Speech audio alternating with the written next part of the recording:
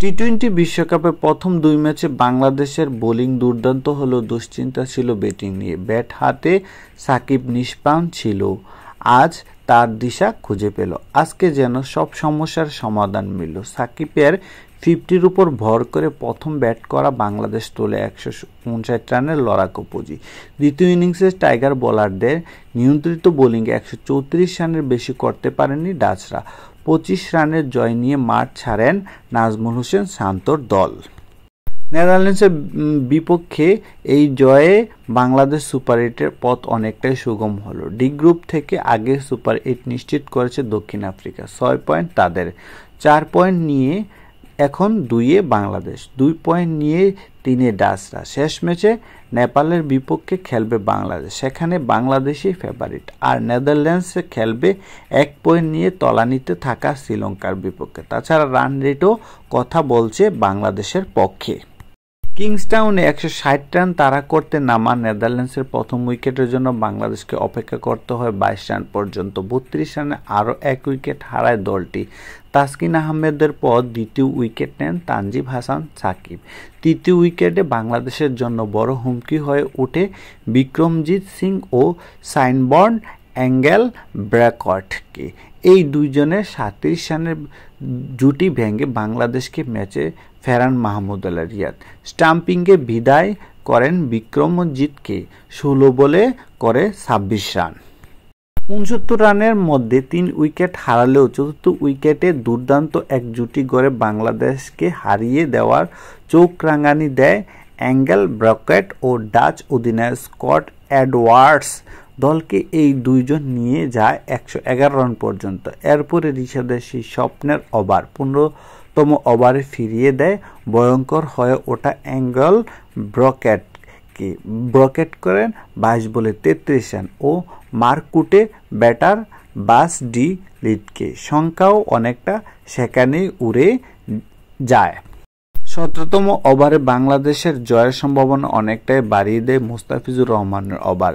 ওই ওভারে মাত্র 1 রান দিয়ে কাটার মাস্টার তুলে নেয় এডওয়ার্ডসের উইকেট। এডওয়ার্ডস করে 23 বলে 25 রান। শেষ পর্যন্ত এই বিপর্যয় আর কাটিয়ে উঠতে পারেনি নেদারল্যান্ডস।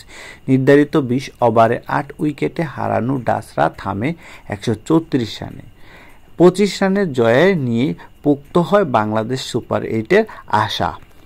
বল হাতে বাংলাদেশের সবচেয়ে সফল ক্রিকেটার রিশাদ। 4 ওভারে 33 রানের বিনিময়ে এই লেগ স্পিনারের উইকেট 3টি। 2টি উইকেট নিয়েছে স্পেসার তাসকিন আহমেদ। 1টি করে উইকেট নেন মুস্তাফিজ, মাহমুদুল্লাহ ও তানজিম। 4 ওভারে মুস্তাফিজ এই দিন দিয়েছে মাত্র 12 রান। এর আগে সাকিবের 50-র উপর ভর করে 159 রানের লড়াকু পুঁজি পায় বাংলাদেশ।